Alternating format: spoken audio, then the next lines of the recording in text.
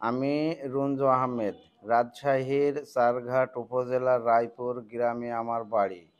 আমি কলা বিক্রি করে জীবিকা নির্বাহ করি।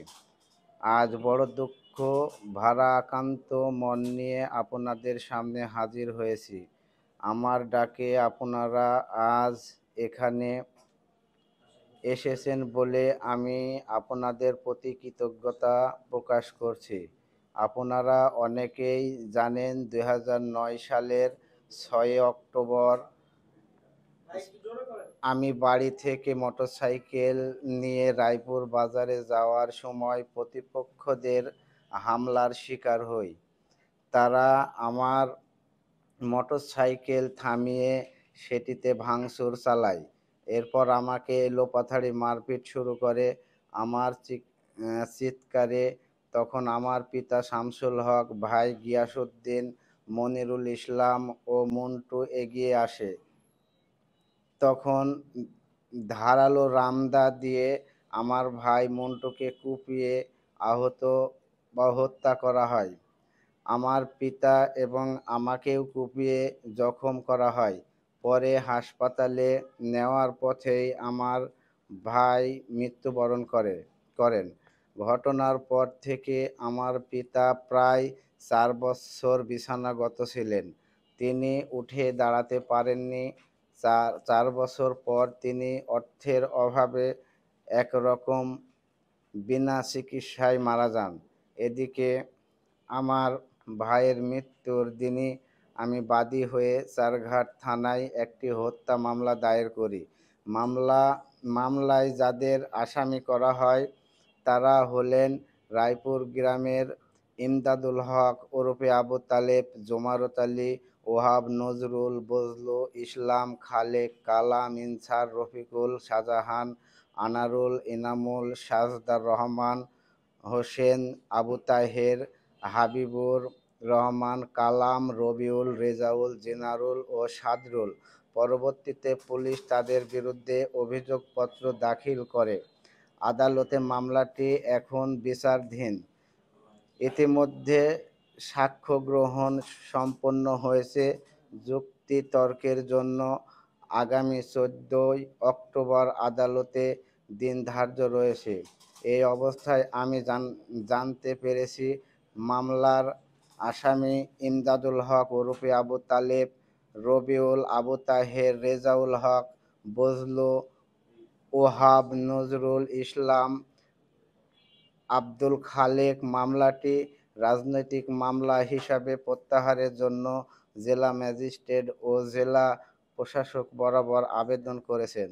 অথচ মামলাটি কখনোই রাজনৈতিক মামলা ছিল না।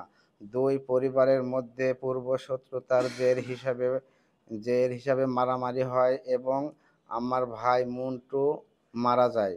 মামলা দীর্ঘদিন ধরে চলাকালীন সময়ে আসামিরা রাজনৈতিক মামলা হিসেবে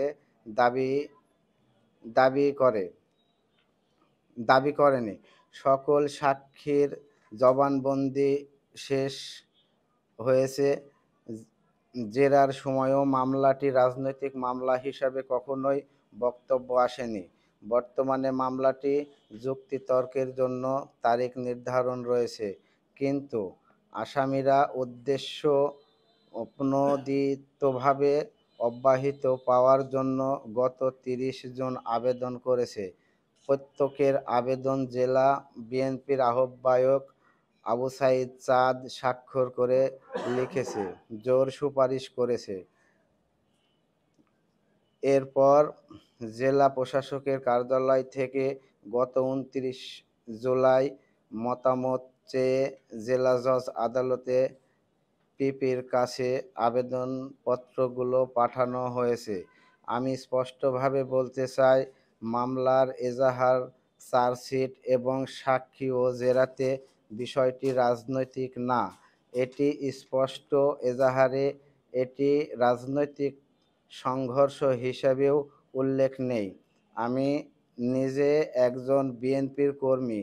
আমার পুরো পরিবারও বিএনপির সমর্থক, প্রত্যয়নপত্র সংযুক্ত। কিন্তু দুঃখের বিষয়, রাজশাহী জেলা বিএনপির আহ্বায়ক আবু সাঈদ চাঁদ ওই 8 জন আসামির মামলা প্রত্যাহারের আবেদনের জোর সুপারিশ করেছেন।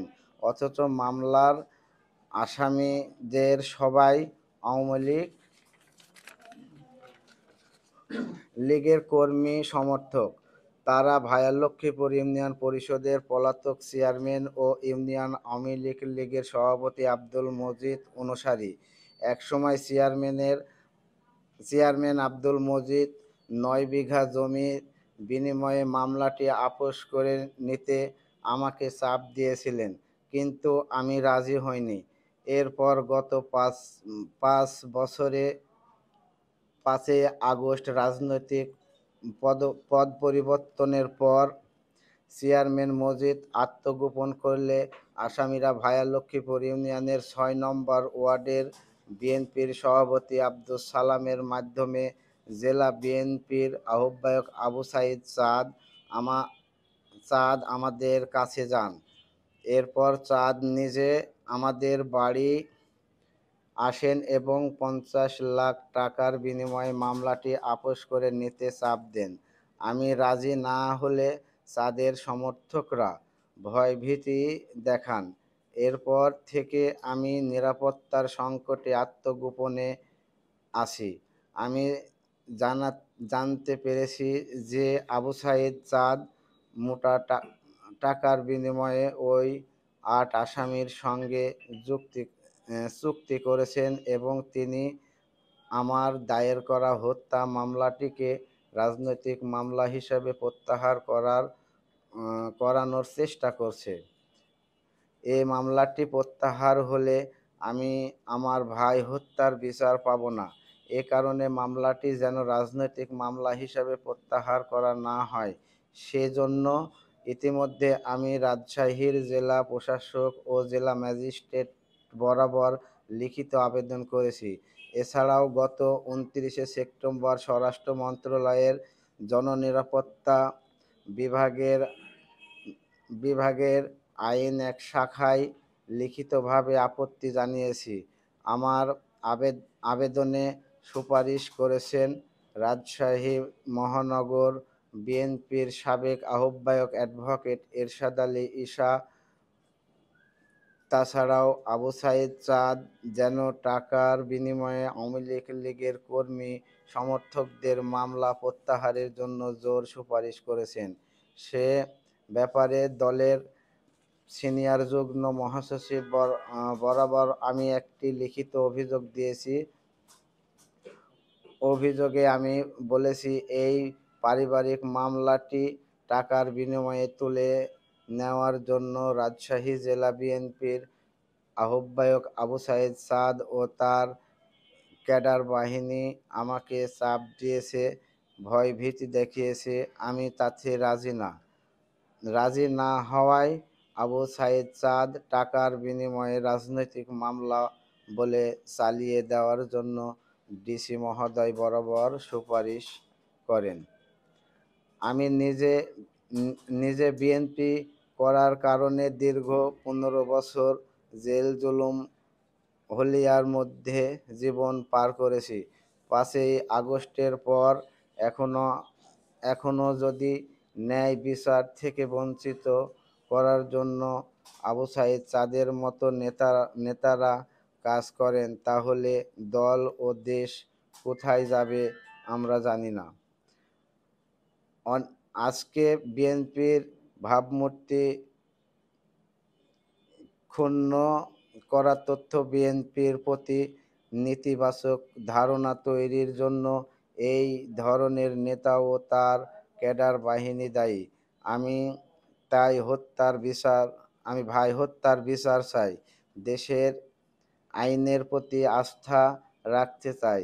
তাই মামলাটি প্রত্যাহার না করা কিংবা আসামিদের অব্যাহতি না দেওয়ার জন্য সরকারের কাছে জোর দাবি জানাচ্ছি।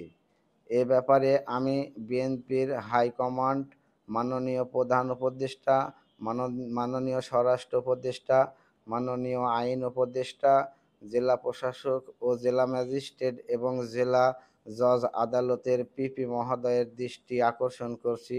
এ বিষয়ে সংবাদ গবেষণার মাধ্যমে আমি সাংবাদিক ভাইদের সহযোগিতা চাই।